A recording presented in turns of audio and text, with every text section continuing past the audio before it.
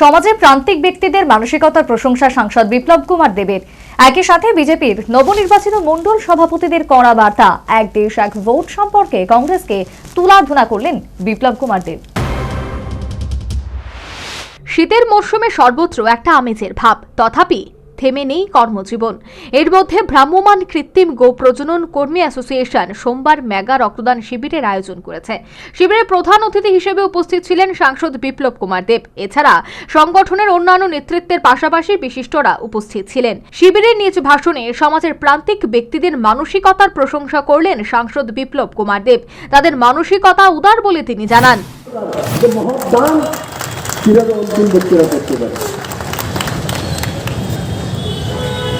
এগুলোই আপনাদেরকে উৎসাহ, মানুষের বলে যাদের ইনকাম কমজোর বা ইনকাম শ্রেণীর নিচে আছে, তাদের মানসিক শক্তি কি কেন এরা বেঁচে থাকে?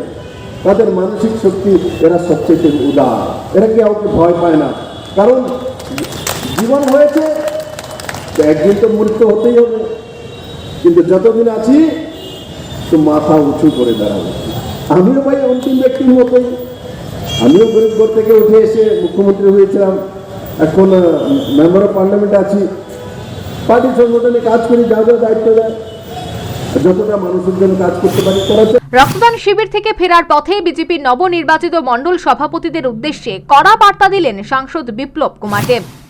কাজ করবে, নিষ্ঠার সঙ্গে কাজ করো, পার্টির নীতি নির্ধারণ কমিটির যে নিয়ম নীতিগুলি আছে সেগুলো মেনে কাজ করো, আর উল্টো সিধা কাজের মধ্যে না পড়ো।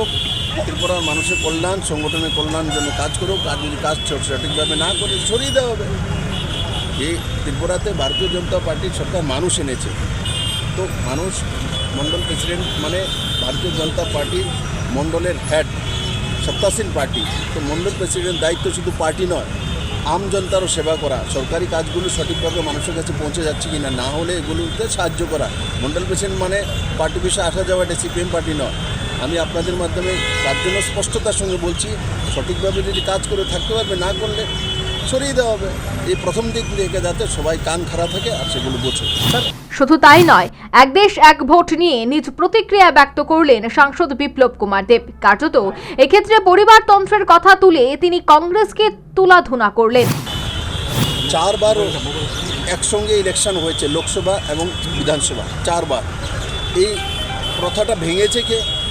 কংগ্রেসের কুকর্মের কারণে। কংগ্রেস যখন সত্তাতে আসতে পারে না, 356 লাগিয়ে লেগে রাজ্যগুলো ভেঙেছে।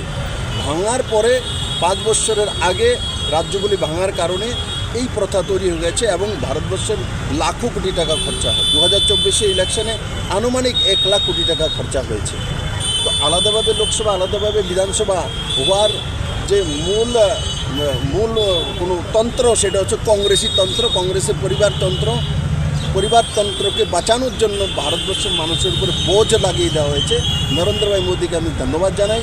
সেই বিল লোকসভাতে আনা হয়েছে, ক্যাবিনেটে পাস করা হয়েছে, জেপিসিতে পাঠানো হয়েছে। আমি আশা করি কম সময়ের মধ্যে জেপিসির যে টিম আছে, চেয়ারম্যান আছেন আমাদের পিপি চৌধুরীজি, কম সময়ের মধ্যে সেটাকে নিয়ে আসবে, তাতে দেশের লাভ। সর্বোপরি রক্তদানের ক্ষেত্রে সমাজের অন্তিম ব্যক্তিদের প্রশংসা করলেন সাংসদ বিপ্লব কুমার দেব। বিজেপি নবনির্বাচিত মণ্ডল সভাপতিদের প্রতি কড়া বার্তা, এক দেশ এক ভোট ইস্যুতে কংগ্রেসকে তুলাধুনা। Bureau report, news Vanguard. Shija Institute of Kidney Sciences কিডনির জটিল রোগের চিকিৎসার জন্য এক উৎকৃষ্ট প্রতিষ্ঠান, যেখানে উত্তর পূর্ব ভারতের প্রথম এবিও অসামঞ্জস্য কিডনি প্রতিস্থাপন এবং মৃত ব্যক্তির কিডনি প্রতিস্থাপন করা হয়। এখানে 115টিরও বেশি কিডনি প্রতিস্থাপন এবং উত্তর পূর্ব ভারতের সবচেয়ে বেশি হিমোডায়ালিসিস করা হয়েছে এবং এই সংখ্যা দিন দিন বাড়ছে। Shija institute of kidney sciences Tripura সরকার সহ অরুণাচল প্রদেশ, মেঘালয়, মিজোরাম, মণিপুর এবং নাগাল্যান্ড সরকার দ্বারা স্বীকৃতি প্রাপ্ত।